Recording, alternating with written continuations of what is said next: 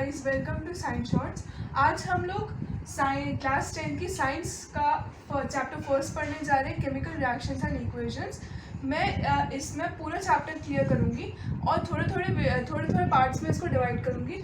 आज हम first part में सीखेंगे कि what are the characteristics of chemical reaction और कि इक्वेशन कैसे बना है और उस इक्वेशन कैसे बना है, और नेक्स्ट वीडियो में हम सीखेंगे कि बैलेंसिंग कैसे करें।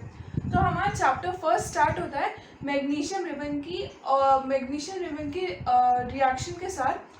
अगर आप कभी अपने केमिस्ट्री लैब में उसको एक्सपेरिमेंट करेंगे तो आप देखेंगे कि मैग्नीशियम रिबन एक वाइट डार्जलिंग लाइट के साथ बर्न होती है। वो मतलब इतनी ब्राइट होती है कि आपकी आइज़ को थोड़ी देर के लिए ब्लाइंड कर सकती है, मतलब सेकेंड और 2 के लिए ब्लाइंड कर सकती है, इतनी ब्राइट होती है वो लाइट। तो उसका हम केमिकल रिएक्शन हम ऑक्सीजन के साथ हो रहा है तो हम उसको ऐसे लिख सकते हैं कि Mg + O2 gives MgO। इसमें आप देख रहे हो कि Mg जो है, जो मैग्नीशियम रिबन है, वो एयर में जो O2 है उसके साथ रिएक्ट कर रही है और एक वाइटिश पाउडर सब्सटेंस बना रही है। जो वाइटिश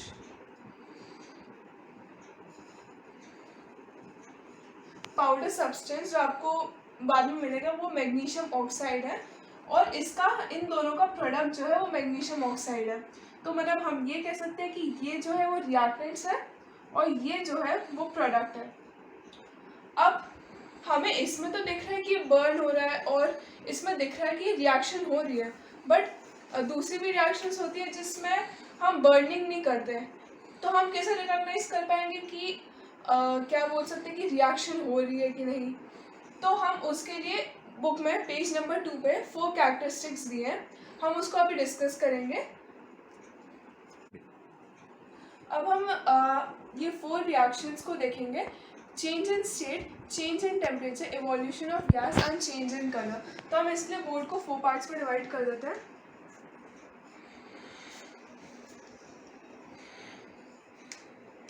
इसमें फर्स्ट है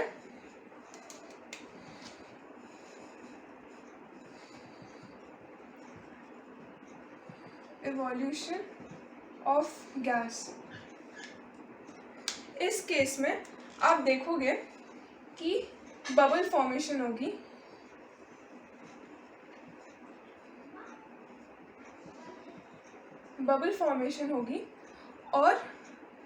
और क्या कह सकते हैं कि एक गैस रिलीज होगी, और गैस बहुत सारे टाइप्स की हो सकती है, जैसे H2 गैस, CO2 गैस और भी बहुत सारी। तो इसमें आपको मेन चीज़ एग्ज़ाम में लिखने के लिए आ सकती है कि आपको कि इसमें आइडेंटिफाई करो इस रिएक्शन में कि क्या हो रहा है, या इसके कैरेक्टरिस्टिक्स लिखो। अगर आपको कैरेक्टरिस्टिक्स लिखने के लिए आए या कैरेक्टरिस्टिक्स लिखने के लिए आए तो आप ये लिख रहे हैं इवोल्यूशन ऑफ गैस, क्योंकि ये कैरेक्टरिस्टिक है। और अगर आपको ऑब्जर्वेशन लिखने के लिए आए तो जैसे मैं अभी आपको एक एग्जाम्पल बता रही हूँ। एग्जाम्पल है Zn + H2SO4 gives ZnSO4 + H2। इसमें आप देखोगे कि अगर आप ये रिएक्शन करोगे तो इसमें जो है वो Zn जो है उसमें से बबल फॉर्मेशन होगी, वो बबल्स अप साइड मूव करेंगे। जैसे मतलब पुरानी क्लासेस में हमने पढ़ा है कि जब भी लिक्विड में बबल फॉर्मेशन, जब भी लिक्विड में एयर आती है या कोई भी गैस आती है तो बबल के फॉर्म में वो ऊपर जाती है।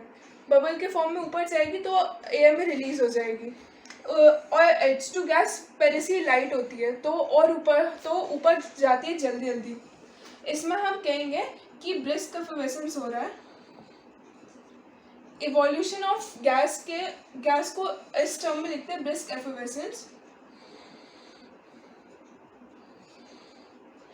एफिवेसेंस ऑफ H2 गैस।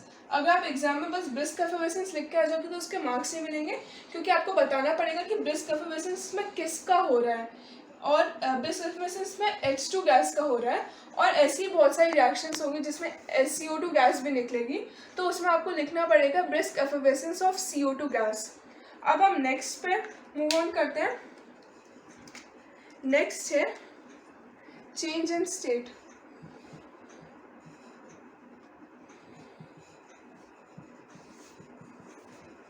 आप चेंज इन स्टेट में देखोगे कि या तो सॉलिड एक एक्वस सॉल्यूशन में बन जाएगा, एक्वस सॉल्यूशन में बन जाएगा। एक्वस सॉल्यूशन का मतलब है कि वो उस सॉल्यूट में डिसॉल्व हो जाएगा, या तो एक एक्वस सॉल्यूशन में, एक्वस सॉल्यूशन में एक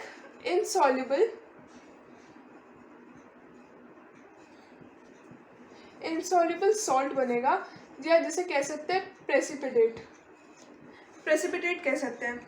अब हम ये सेम रिएक्शन इसमें भी लिख सकते हैं चेंज इन स्टेट में, क्योंकि इसमें आप देखोगे कि Zn यहाँ पर सॉलिड स्टेट में है, बट इस साइड जाने के बाद ये एक एक्वस सॉल्यूशन में चेंज हो जाएगा, एक सॉल्ट में चेंज हो जाएगा, जो पानी के फॉर्म में होगा, जो लिक्विड के फॉर्म में होगा। तो ये एक्वस सॉल्यूशन में गया, इसमें Zn डिसअपियर हो जाएगा सॉल्यूशन के अंदर, तो इसलिए हम कह रहे हैं कि change in state from solid two aqueous solution.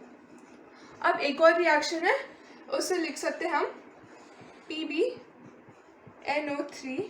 Whole twice plus Ki gives PbI2 plus KNO3। इसमें आप देखोगे ये दोनों कलरलेस होते हैं, ये दोनों ही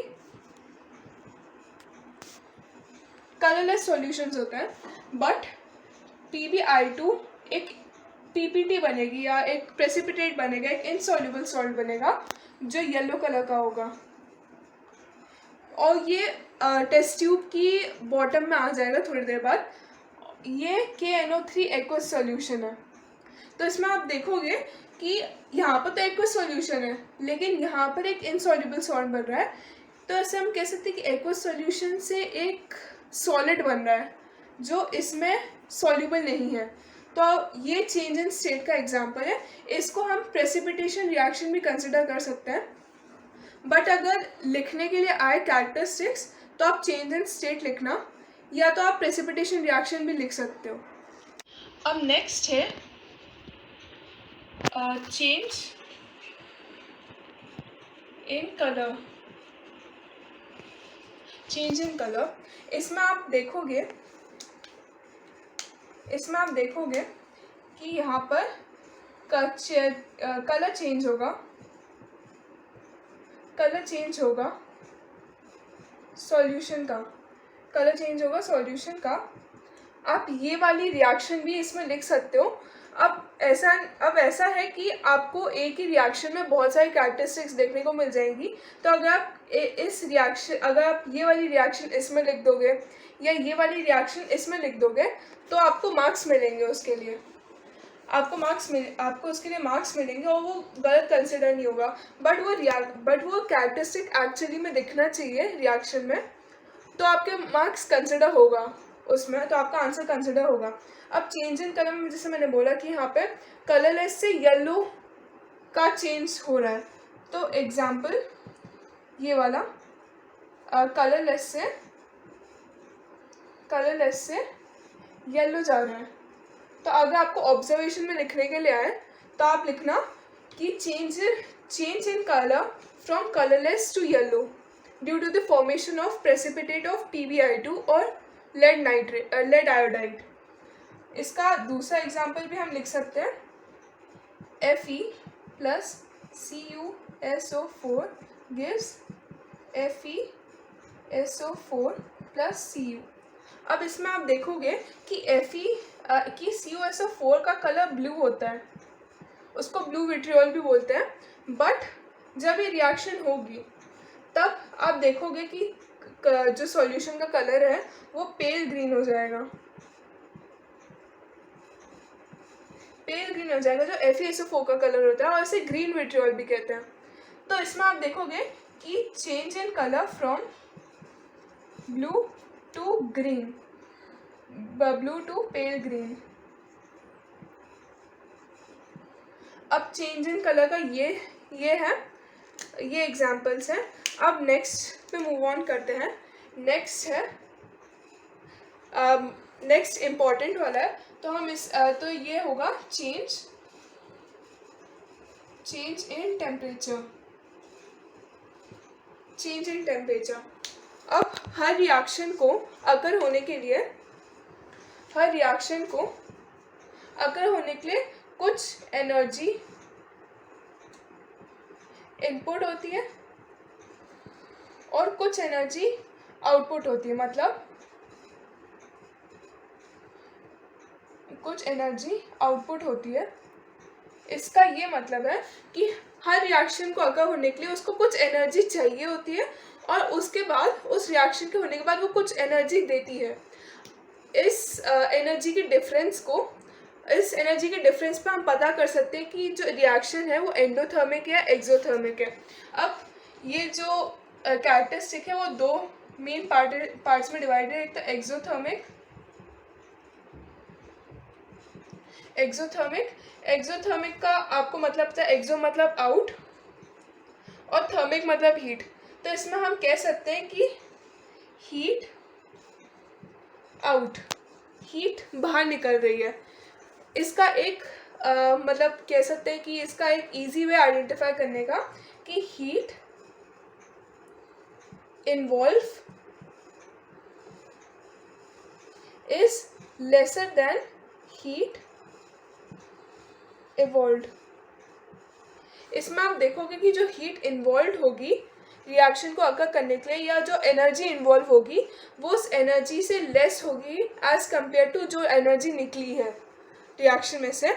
और दूसरा इसका टाइप है एंडोथर्मिक।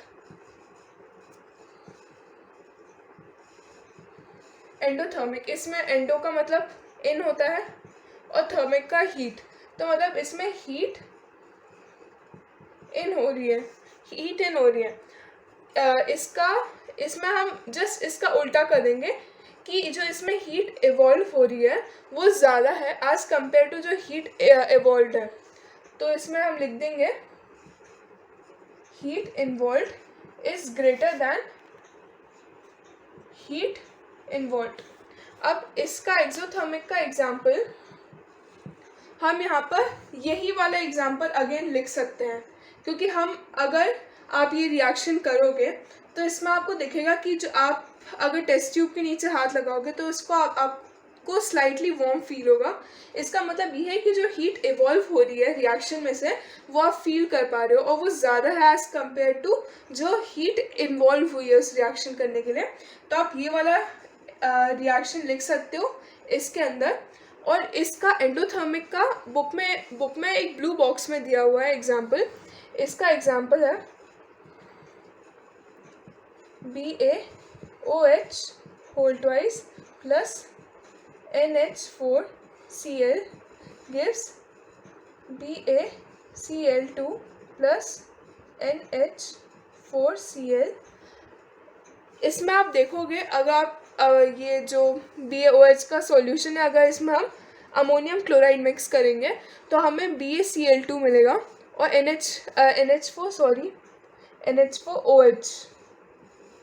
NH4OH मिलेगा। और इस नीचे आप देखोगे कि जो हीट मतलब क्या बोल सकते हैं, जो टेस्ट ट्यूब है वो ठंडी हो गई है।